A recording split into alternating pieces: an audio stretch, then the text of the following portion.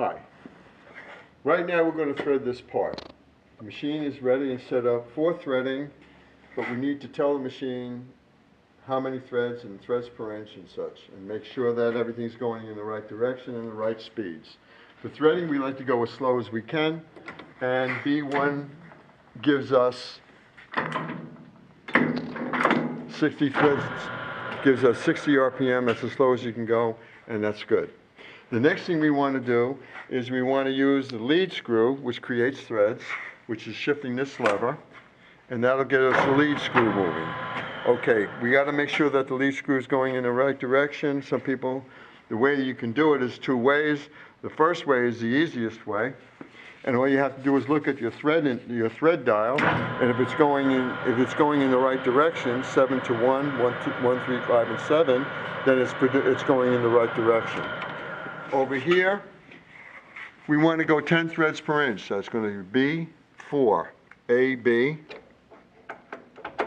4. And it's 1, 2, 3, 4. It's in 4. Okay, so we're ready to create 10 threads per inch, 60 RPMs. Everything looks good. We check to make sure that we're advancing it. And we catch a numbered line on this particular machine. You have your indicator. A numbered line will give you the right thing every time. And we can try to catch the 7 just to practice a little bit. Fine. Beautiful. Now we're going to bring the tool in. Because we're cutting up the line, we're at 30 degrees on the compound, 29.5 to 30 degrees. And I'm going to set the compound to 0 up here so we know where we're at, because we're going to use this to create the thread. In coming up the line, I call it, or 29 degrees, we're only cutting on one side of the tool. If you come in with the cross feed, which you can do, that means the chip load is going to be on both sides of the tool, or you can consider it, if we come up the line on 29 degrees, it's half the chip load. We're only using the one side. The other side's going to wipe as it goes down. Preferred at 29 to 30 degrees using the compound. Now I'm going to come in, I'm going to touch off with the tool right there. I'm going to come over, and I'm touched off at 15 on this dial. 15 is going to be the number of our choice all the time. I take that back, 5. We're on 5. And that's the number we're always going to be coming to. I'm going to put a little mark on here so we know where we're at. And that's a pencil that comes right off. And we're pretty much ready to go. What I like to do is put a little cutting oil on, and our advancement on the dial, our calculations to go straight in would be 65 thousandths, but up the line we're going to be going a little bit more. That's the hypotenuse. We need to go 75 thousandths. Our advancement is going to be large. It's going to be 35, but that's our first pass. And I'm going to catch a numbered line on the thread dial. I'm going to catch the 7.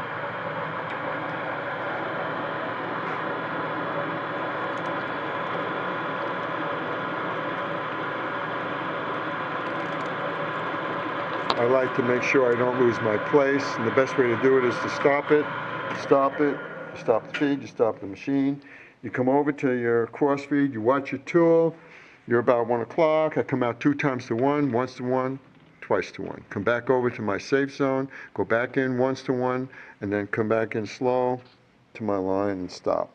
Now I'm going to advance my compound from 35 to about 46. We can't go large increments because the tool is cutting on the one side. And as you approach your full depth of cut, which is going to be 75 on this dial, as you continuously go deeper and deeper and deeper, you're cutting still on the full face of the tool. It gets more and more and more, so the only control that you have is to go lighter depths of cuts. So that's why I did 35 to start, because we were just starting. I'm going to 46 at this time. I'm going to start it, and I'm going to catch a numbered line right here, and then we're going to follow our thread. Maybe put a little more cutting oil on. Never hurts. As you can see, we went even less than half, and the chip load was quite large. I'm going to stop the machine, stop the feed, stop the machine, come out 2 turns, 1, 2, come back over, back go in, 1, almost 2, stop at our line.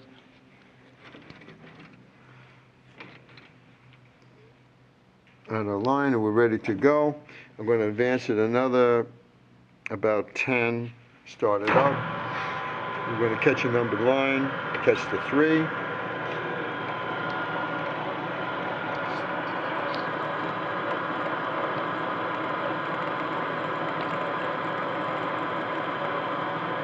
And we're going to stop it, once to 1, twice to 1, come back over, once to 1, twice, and stop.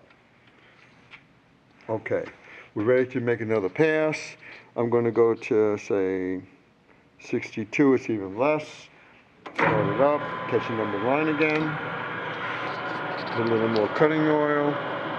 Remember, every time we advance the compound, we're going less and less and less. So if you notice, the chip load is still quite heavy. That's because we keep increasing the surface of the tool, the cutting tool. I'm going to stop it, once, twice, come back over, once, and then stop it again on our number. Advance it a little bit further, maybe about 7 or 8 this time. Try to catch a number line, catch the 5 this time. Notice the chip is still quite large. Now, we're getting close to our depth of cut calculated for this, which is 75, and you might be nervous about it. Stop it. Always go put it in your safe zone, once, twice. The reason I do that is so you don't get lost. Now, just for argument's sake, if you wanted to check this, you can very simply, okay, I want to make sure I go back into this cam lock hole. If we go into any of the other ones, it's going to cross thread. We need to place this IFD exactly where it came out. And properly to do that would be to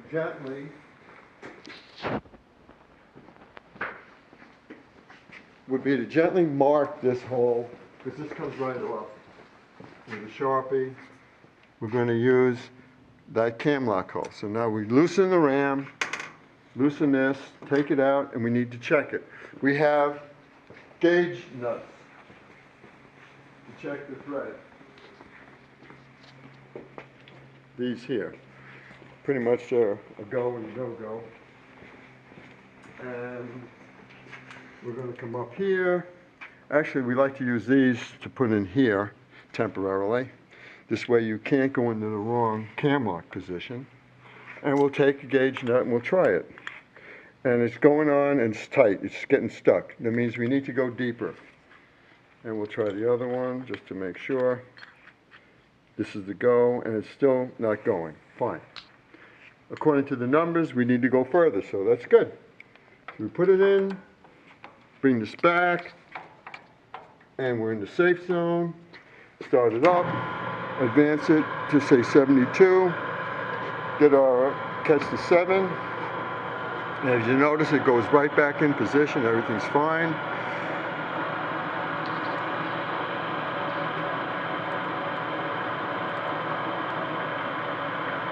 I'm going to stop it. I'm going to come out 2 turns, 1, 2, go back over to safe zone, back in 1, and then 2, and stop it. Right now I'm going to produce what's called a spring pass. A spring pass is where you go right back, no advancement.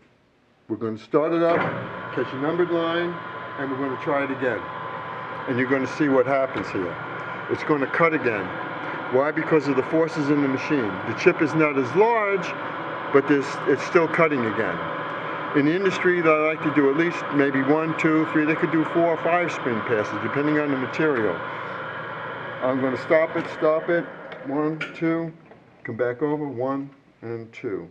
I'm going to do another spring pass just to give you the idea one more time. And you're going to see that it's still cutting a little bit. We did not advance it. It's a big thread, a heavy thread. The forces are quite high. I'm going to stop it, and this time I'm going to put it in the safe zone. 1, 2, 1, and 2. But this time, we're gonna check it. So I'm gonna loosen my ram, bring this out, and let's check it.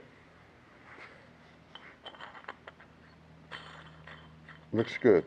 72 was pretty good. The calculation of 75 is okay.